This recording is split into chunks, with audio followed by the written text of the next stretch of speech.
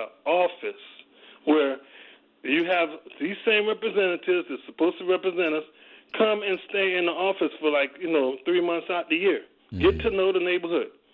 Let them plan meetings there or go to the schools from that office in that neighborhood, go to the businesses, right. See how things are operating, see what's lacking, see what's needed, and then you can better represent the people. But you can't stay on the other side of town. Yeah, no, but I think some are doing that. I mean, we just don't hear about it as much. It's not reported on. But listen, man, thank you. I appreciate you. I got to get to my guests. Joining us now, as always, represent the Black Press and National Newspaper Publishers Association and the Black Press, the president of the National Newspaper Publishers Association, and join us on our stream, Facebook, Twitter, and YouTube. Make it plain. Dr. Benjamin F. Chavis, Jr. Ben, how are you this morning, man? Good morning, Mark. Thank you so much. God bless you. And on behalf of the National Newspaper Publishers Association, always pleased to speak to you. Yeah, and always pleased to have you. We support the Black Press. We need to encourage the Black Press more and more and more. Also with us from the Mississippi Link, Jackie Hampton. Absolutely. Jackie, good morning to you.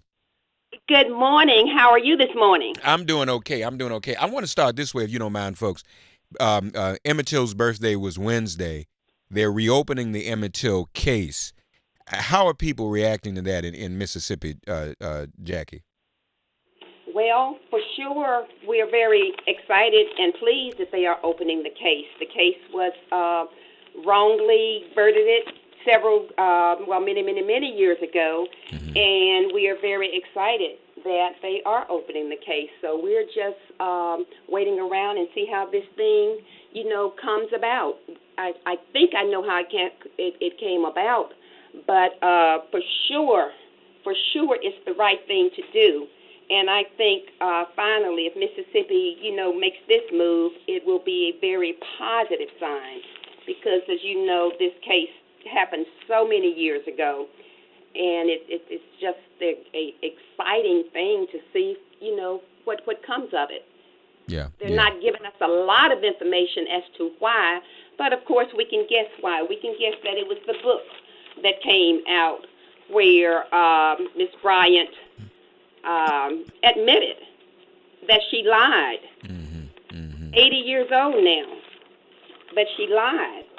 And I don't know if it was her conscience or what that made her finally admit that she lied on Emmett Till, even though there was no reason for him to be murdered, even if she had not lied. But, the truth of the matter is this is something that Mississippi really needs to do, and we're hoping it comes out the way it should come out. Indeed. Ben, this is good news, isn't it?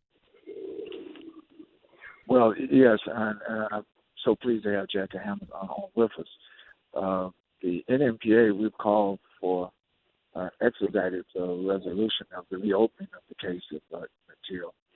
And certainly we want people to have a large voter turnout in Mississippi.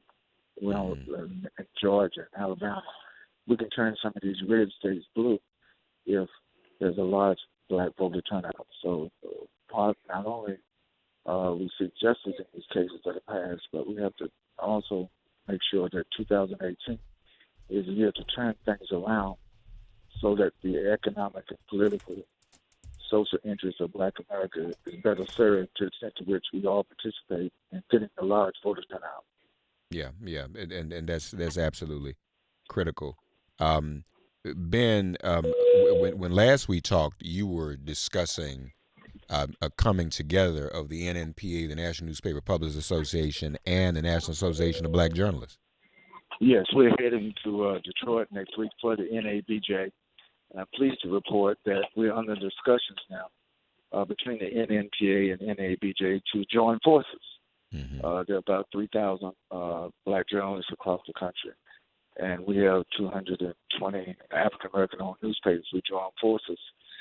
We can increase our leverageability to ensure that the interests of Black America and African people throughout the world are better served. Yeah, and that's very, very important that we have that coming together. Jackie Hampton down in Mississippi. What are some of the other stories you're covering at the Mississippi Link this week, Jackie? Well, one big story we're covering and looking at what will happen next week. We are having a vote on a school referendum, and we are trying to pass a bond that will renovate schools, repairs, add science labs to middle schools and high schools.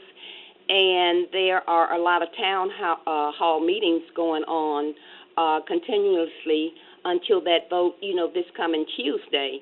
And so there are a lot of questions from parents as to, okay, if we take out, and it's a $65 million bond loan, if we take this money out and spend it, will it be spent as it should be? So there are a lot of questions going back and forth, where a lot of the leaders are being blasted because they are not.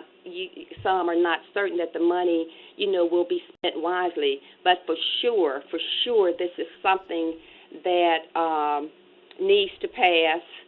Jackson Public Schools has been in trouble for a while, and we really do need to improve the schools and get the ratings up. So this is a big thing that's going on right now. I'm curious, down in Jackson, how are the schools governed? You have an elected school board, superintendent. What's going on down there? The school board is appointed. We do not have an elected school board. Appointed by whom? The mayor? Yes. Okay. But again, this goes back, Ben, and we've talked about this ad nauseum, in the sense that, all of these local elections matter. Now, obviously in Jackson, you elect the mayor and he appoints the school board, but you got to get out and vote for the mayor. That kind of stuff is important. Exactly. All elections, local, statewide, regional, and national, congressional races, senatorial, all these races are important.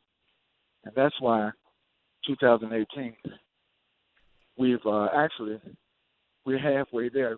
Mark announced in March that we were trying to get 5 million new African Americans to register to vote. We're halfway there. Only 2 million have already registered. Yeah. Yeah, no, and that's critical. Let me ask this though, Ben. I had April Ryan on yesterday, and obviously she's in the White House correspondent. She's at the White House every day. One of our venerable NABJ and NNPA members. Why don't we have more NNPA publications with White House credentials? Will they not grant those? Well, it's also that's a very good question. Right now, the diversity of the White House press corps is decreasing.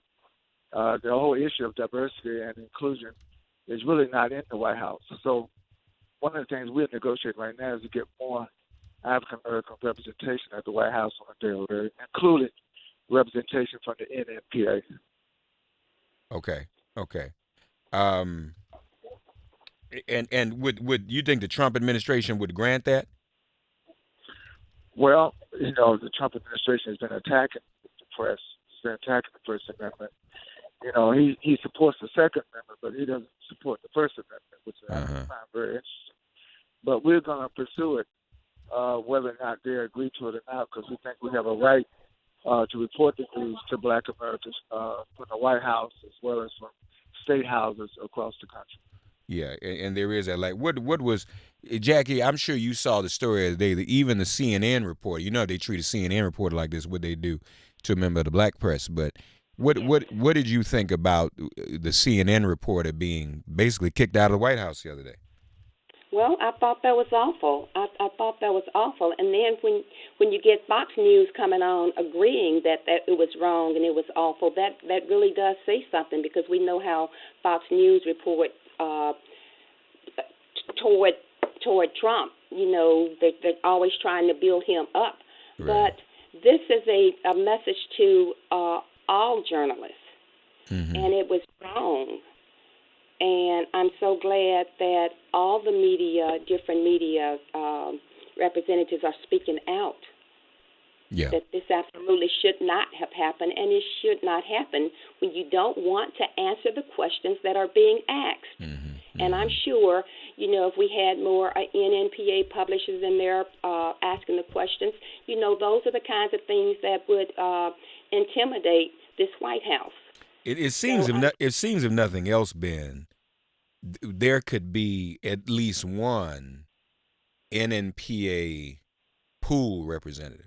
If because Absolutely, because the NNPA, we have our own wire service. So if we had one of our reporters in the daily briefings, it means all of our African American newspapers would get the feed, and then we could pool other. We could not only pool our print press, but our broadcast press as well, and also our social media. And I'm pleased to report on this segment, Mark, that and Jackie, we're now hearing from African-owned media in Africa that wants to join the NNPA. So the NNPA is getting ready to go global. Yeah, that's what's up. That's Awesome. great. That's good news.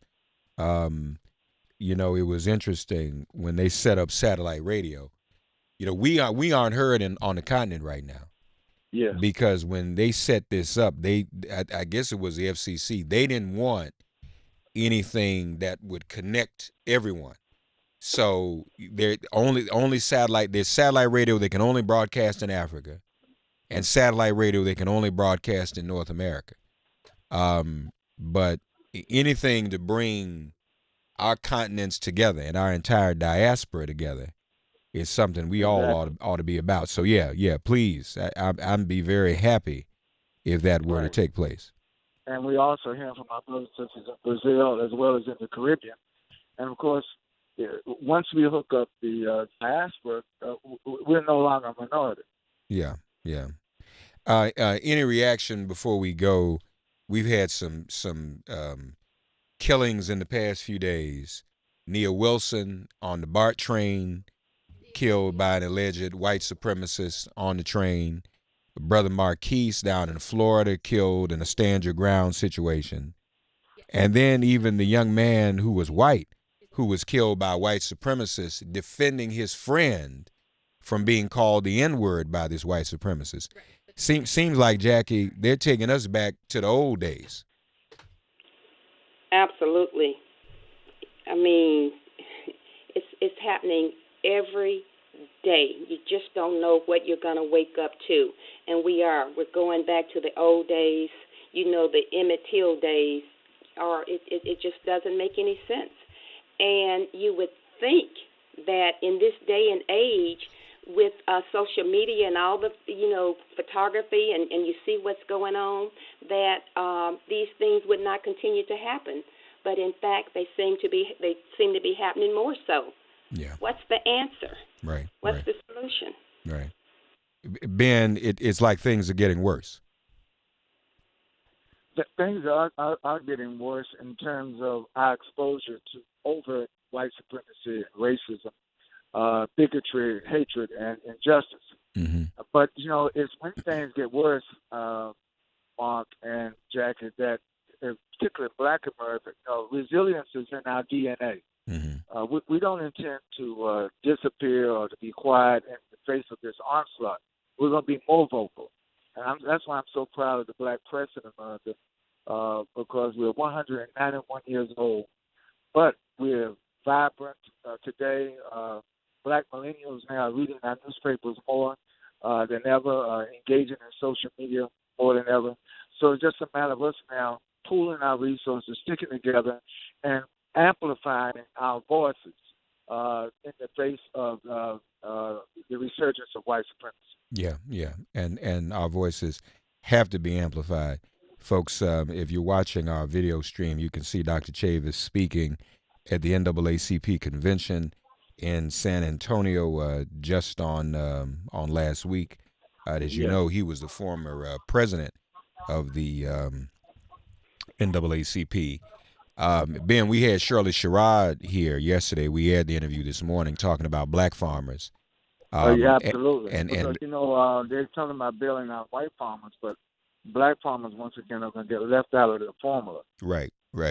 And that's exactly what she was sharing and what she was discussing. Again, an update on tariffs as they impact the NNPA, as you reported to us last week. The newsprint is going up over 30%, and that's going to put in jeopardy some of our newspapers because of the cost of printing is going up. But this is because of Trump's tariffs on Canada, on Canadian newsprint.